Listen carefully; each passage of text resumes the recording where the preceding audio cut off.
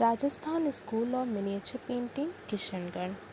The state of Kishangarh was established by Kishan Singh, the eighth son of Rana Uday Singh of Jodhpur, 1609 AD. It is a small estate surrounded by Jodhpur, Jaipur, Shahpur, and Ajmer. It rose into eminence during the reign of Raja Raj Singh because of the superb art and painting. The family had been the followers of the Vaishnav culture. Kishangarh की स्थापना जोधपुर के राजा राणा उदय सिंह के आठवें पुत्र किशन सिंह के द्वारा 1909 ईस्वी में की गई थी। यह जोधपुर, जयपुर और अजमेर से घिरा हुआ राज्य था। राजा राज सिंह के काल में यह राज्य कला तथा चित्र के लिए प्रसिद्ध हुआ। यह राज परिवार वैष्णव संप्रदाय का अनुयायी था। The credit of taking Kishangarh school to its greatest high goes to Raja Savant Singh, crowned as king in 1747. He was a scholar, a critic, and a renowned poet, and well versed in Hindi, Sanskrit, Persian, and under the pen name of Nagri Das, wrote over 50 books. रस Chandrika, Bihari Chandrika, उत्सवमाला, Padma Muktavali, and Rasik Ratnavali are some of his best books. He was a devotee of Krishna but carried in his heart throughout his life the love for Bunny Thani, a maid in his stepmother's household. The love was so deep that he started worshipping her as Radha. He called himself Nagri Das, the servant of Radha. Bunny Thani also remained his life partner till his death in sannyas in Vrindavan. Kishangarh शैली को चरम शिखर पर पहुंचाने का श्रेय 1747 ईस्वी में गद्दी पर बैठे राजा सावंत सिंह को जाता है। वे एक विद्वान, आलोचक, प्रसिद्ध कवि एवं अनेक भाषाओं के ज्ञाता थे। उन्होंने नागरी दास नामक काल्पनिक नाम से 50 से अधिक पुस्तकें लिखी। उनकी सर्वोत्तम कृतियों में प्रमुख है रसचंद्रिका, बिहारी चंद्रिका, उत्सवमाला, पद्मा मुक्तावली एवं रसिक रत्नावली। वे कृष्ण भक्त थे, लेकिन उनके हृदय में आजीवन बनी ठनी नामक औरत से प्रेम रहा, जो उनकी सौतेली माँ की घरेलू नौकरानी थी। यह प्रेम इतना गहरा था कि उन्होंने उसे राधा की तरह पूजना प्रारंभ कर दिया। उन्होंने स्वयं को नागरीदास कहना शुरू किया, जिसका अर्थ है राधा का नौकर। वृंदावन में संन्यास काल में मृत्यु तक बनी ठनी उनकी जीवन संगिनी बनी रही। Nihal Chandra was the chief artist of the court. Living with Raja Savant Singh, Nihal Chandra continued as court painter for more than 16 years after the death of Raja Savant Singh. There is a stamp of greatness in the new type of Radha and Krishna figures, which are credited to Nihal Chandra. He is the creator of this distinct type with Bunny Thani as Radha and Savant Singh as Krishna. निहाल चंद्र दरबारी चित्रकार थे जो 16 वर्षों तक राजा सावंत सिंह के साथ रहे। निहाल चंद्र ने कृष्ण और राधा के आकार को एक नया रूप दिया। बनी ठनी को राधा और सावंत सिंह को कृष्ण का रूप देकर उन्होंने एक विशिष्टता प्रदान की। Subject matter of Kishangarh School is widely varied and includes hunting scene in the earlier paintings. Court scenes are also popular themes of earlier paintings painted in fine style. Portraits of king, nawabs, emperors and saints have been beautifully painted by the painters of the Kishangarh school. Apart from Radha and Krishna, the picture of romantic life of Radha and Krishna described in Gita Govind by Jaydev is one of the favorite subjects of the Kishangarh painters.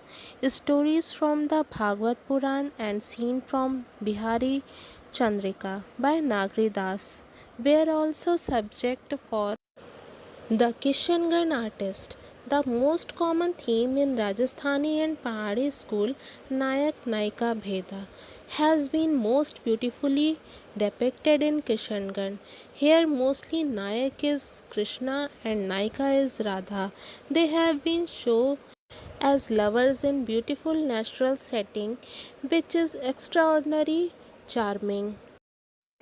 Kishangarh शैली के प्रारंभिक चित्रों के विषय वस्तु में व्यापक विविधता है तथा इसमें शिकार के दृश्य शामिल हैं। ललित शैली की प्रारंभिक चित्रकला में राज दरबार के दृश्यों की विषय वस्तु भी काफ़ी लोकप्रिय है। राजा और नवाब, महाराजा और संतों की प्रतिकृतियाँ बड़े सुंदर ढंग से किशनगढ़ शैली के कलाकारों द्वारा बनाई गई हैं। इसके अतिरिक्त जयदेव रचित गीत गोविंद में वर्णित राधा कृष्ण के जीवन की घटना भी इस शैली में लोकप्रिय रही। भागवत पुराण की कथाएं तथा नागरीदास की बिहारी चंद्रिका के दृश्य भी किशनगढ़ शैली के कलाकारों के विषय रहे। राजस्थानी एवं पहाड़ी शैली में लोकप्रिय विषय नायक नायिका भेद भी किशनगढ़ शैली में सुंदरता पूर्वक चित्रित किया गया है।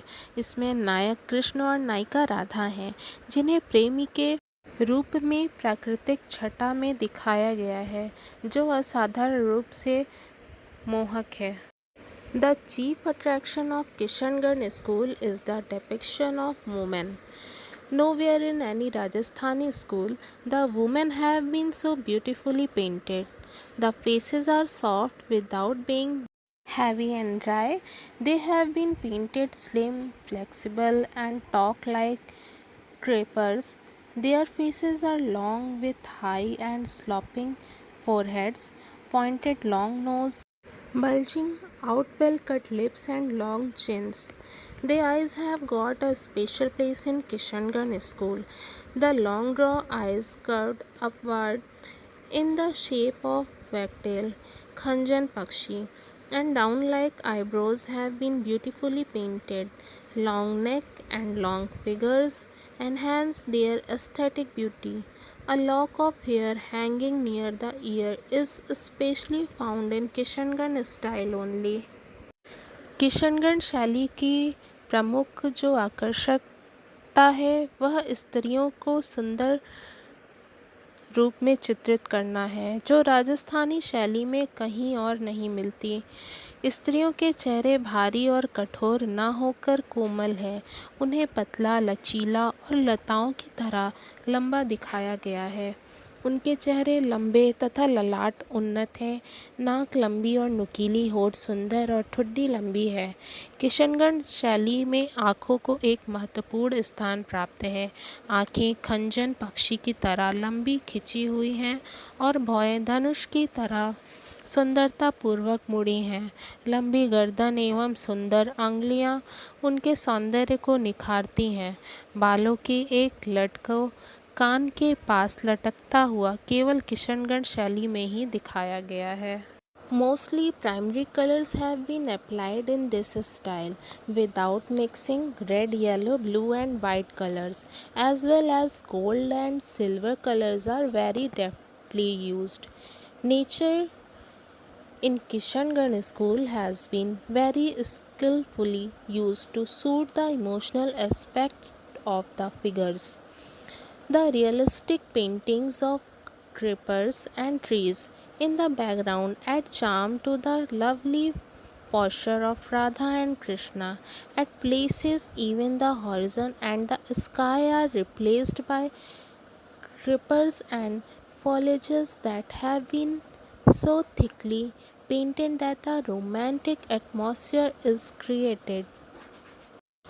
इस शैली में प्राथमिक रंगों को मिश्रित किए बिना प्रयोग किया गया है तथा स्वर्ण एवं चांदी रंग का भी प्रयोग किया गया है। प्रकृति का उपयोग आकृतियों की भावनात्मक अवस्था को बनाने के लिए बड़ी कुशलता से किया गया है। पृष्ठभूमि में लताओं और पेड़ों का वास्तविक चित्रण कर राधा और कृष्ण की सुंदर मुद्राएं बनाई गई हैं। कहीं कहीं तो क्षितिज एवं आकाश के बदले लताओं को इतना गहरा चित्रण किया गया है कि पूरा दृश्य रोमानी बन गया है। Paintings like Krishna presenting flowers to Radha and Krishna gathering lotuses in lake show the main figures generally small, set within a large area with wide expanse of water in an architectural setting. The silvery gray of the water and the lacy white of marble traces enhance the unique enchantment of this painting. In another painting, Govardhan Dharan, there are innumerable figures, men and women on both sides of Lord Krishna holding the mountain on his one figure. But the beauty is that each face is beautifully executed and painting is so balanced. Radha को फूल देते कृष्ण, झील में कमल का फूल एकत्रित करते कृष्ण आदि चित्र में आकृतियों को तो छोटा बनाया गया है, लेकिन उनके साथ विशाल जल क्षेत्र का चित्रण किया गया है। इसमें सुंदर शिल्प योजना दिखती है। सिल्वर ग्रे वर्ण जल एवं संगमरमरी सफ़ेद चबूतरा इसकी सुंदरता को और बढ़ा देता है। गोवर्धनधारी नामक एक और चित्र में अंगुली पर गोवर्धन पर्वत धारण किए भगवान कृष्ण के दोनों ओर असंख्य नर नारियों को चित्रित किया गया है। इसका प्रमुख आकर्षण यह है कि प्रत्येक चेहरे को सुंदरता से चित्रित किया गया है और चित्र पूर्णतः नपा तुला है।